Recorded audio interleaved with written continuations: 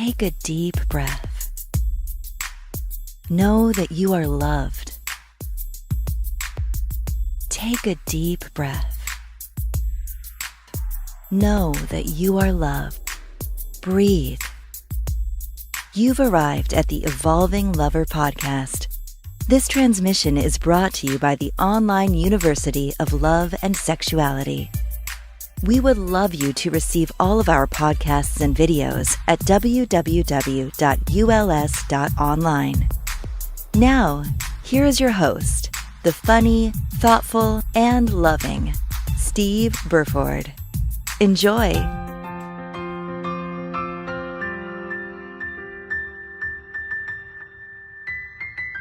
Today we're going to be talking about where love has gone. And first I'd like to introduce you to Chandra. She's been my mentor the last few months, and she's taken me on a path of healing and self-discovery that I never even thought was possible beforehand. So hi to you, Chandra. Hello, Steve, and thank you for having me on the show. My pleasure. So if you'd like to tell everyone a little bit about yourself and your path and what you're offering to the world. So what have I been investigating for the last few years? I feel like I spent my entire lifetime up until, maybe 6 or 7 years ago, getting ready for what I'm doing now.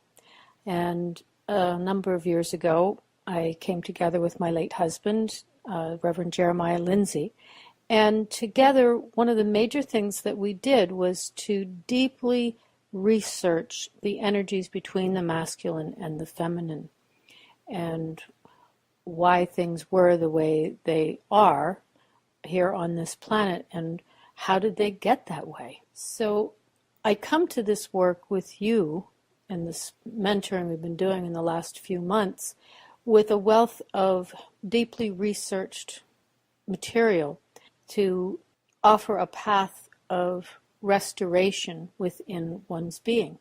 And a lot of that comes forward in the path of personal experience and the journey that each one is on with their soul, coming to know themselves and coming to know self-love, the love that we have within our own being.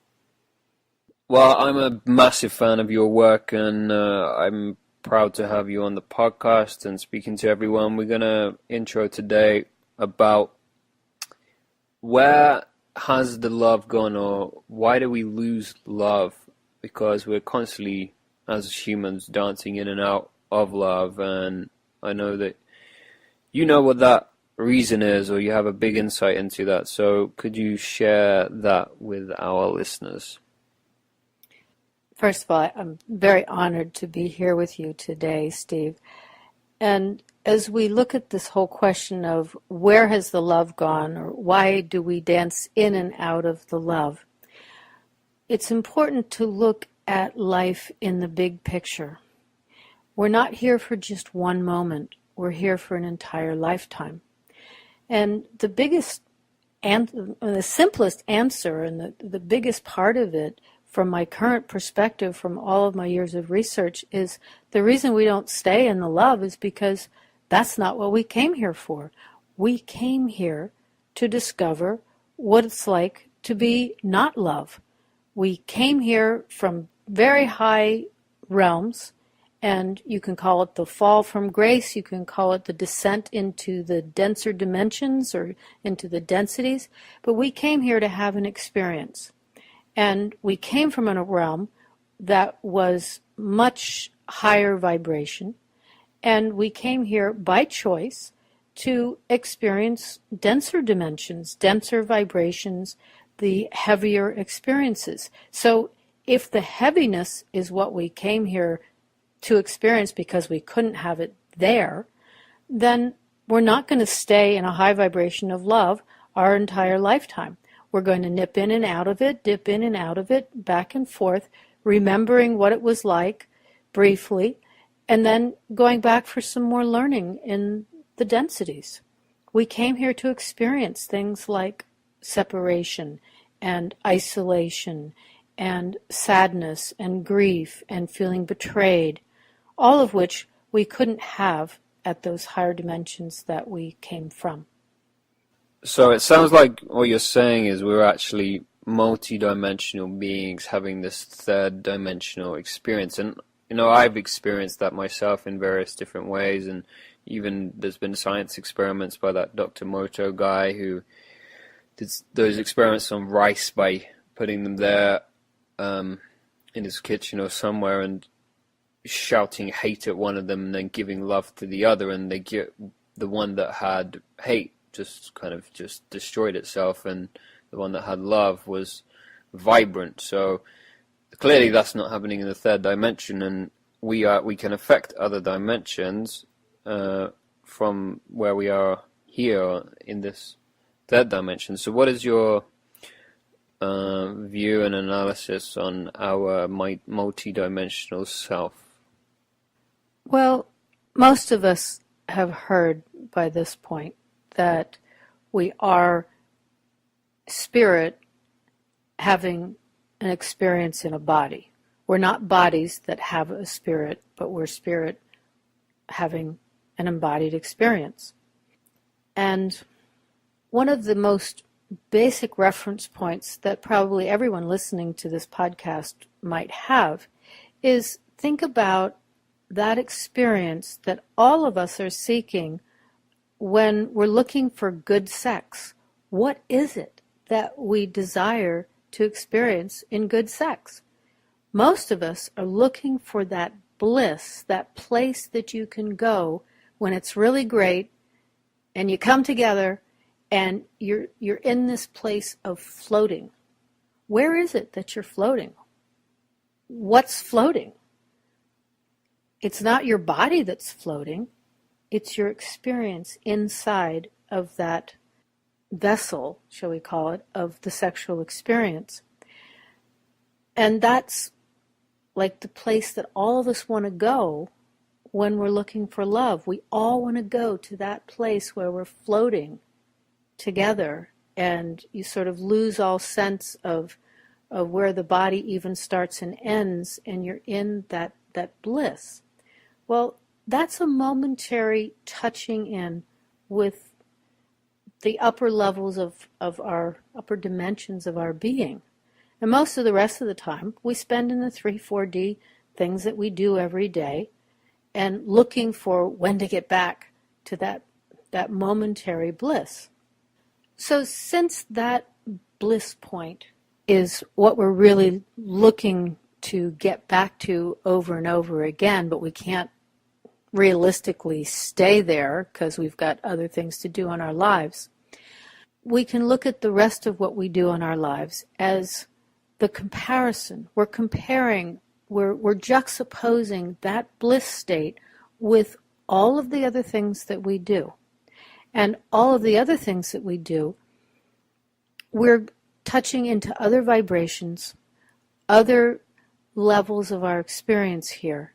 And it is the totality of our experiences which is what actually gives our lives meaning. I think everyone knows what you mean when you talk about the blissful experience during making love, and we all kind of wondering how we can be in this state all the time. Is it really possible? Can we do that? What's your view on that? Well, for one thing, it would be kind of impractical to be in that state 100% of the time if we're going to be here embodied. The whole purpose of being in a body is to, yes, experience it in the body and experience all the other things. But the thing is, if we came here to experience all of the other relevant, denser experiences, we're going to have to complete on what our soul's agenda wanted us to learn from all of those different things. So I don't know if it's possible to stay in that bliss point all of the time, if you could even function in the physical world being there 100% of the time. You still have to do dishes and get groceries and go here and there unless you have a very different lifestyle than most people. And it is possible to have that level of experience more of the time. What's required to be there more of the time is to bring your entire being to a place of completion with more and more of the lower vibrational experiences that you desired to juxtapose to the bliss. So there needs to be some kind of a soul plan in place to actually finish the coursework on those lower vibrational experiences. So what you're saying is we can be in these high vibration bliss, kind of floating, joyous ways of being much more often, but there is this soul agenda, as you're saying, this things that we've come here to experience the separation before we can go back to that bliss state, that oneness state that we feel when we're making love with someone we love. And so can you tell us more about this soul agenda? Is that what you call it? What's this thing with the soul that you're talking about? The soul agenda is what our soul came in desiring to experience and to learn in this lifetime. And we may go through a number of different even upgrades to the agenda if we're systematically completing on our basic soul agenda for this lifetime. If, in fact, you complete everything and you get to the point where you could hold bliss 100% of the time and be in that ecstatic state, you'd be ready to just leave the body and go back into the higher dimensions. That theoretically should be possible. And your reason for being in a body would probably end, so you'd probably end your life somehow. In terms of being here in the 3-4D experience, most of us have been here to keep engaging the densities in a more and more conscious way. The less conscious you're engaging the densities, the more dense experience you're going to have, and the more of your experiences are going to be in the lower vibrations. As you move along your path of evolution, shall we say, as a spirit, a being of spirit having a body, you will naturally gravitate to ways to have the higher dimensional or higher frequency experiences on a more frequent basis. And this is where we can, shall we say, expect to have a higher quality of life, where we're living more of the time in the love and less of the time in going into the densities. And it's a choice how we go about that completion cycle with each of the denser experiences. And as I mentioned before in one of our other nugget podcasts, we have to agree with ourselves to complete on a given thing before we move past it. We have to engage it somehow and move ourselves through it and give ourselves full permission to experience whatever the pain or the particular frequency of that experience is. We have to give ourselves full permission to experience that before we can move beyond it. If we're busy pushing it away, we won't have the full permission. We'll just have to keep going around and re-engaging that one until we realize, oh, my soul wanted me to get the fullness of that experience of sadness. Okay, all right, I felt the sadness really deeply now. Can I go on now? Oh, good, yes. And moving on to the next experience. So how do we know when we're done with an experience, or what are some practical things where if we're going around the same thing with our soul and we just don't know how to get past it, is there some practical things we can do around that? The most practical thing we can do is to give it our full, undivided attention. So put aside the phone, turn off the music and the radio, the TV, and step away from other things, and just give yourself permission to give a certain experience your undivided attention. You might want to write about it. You might want to go in your bedroom and cry about it. You might want to go for a walk in nature and be with whatever that experience is. But this permission to fully experience, giving yourself time to do that free of distractions. I mean, in our culture today, we are masters, absolute masters of distraction. And what are we distracting ourselves from? From feeling what our soul wants us to feel so we can be complete with that particular quality of feeling. So give yourself time and opportunities to actually feel and maybe even express in safe ways, like in writing is one way. Going somewhere where you can express yourself without being, without affecting others is another way. A lot of people do it in their car, not while you're driving necessarily, but where you have the freedom to give voice to words that you wouldn't necessarily give voice to others.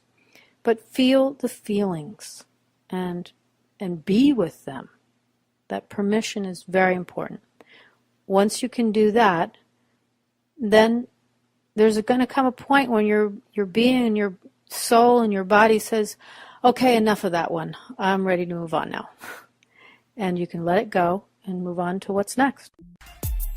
This transmission is brought to you by the Online University of Love and Sexuality. We would love you to receive all of our podcasts and videos at www.uls.online.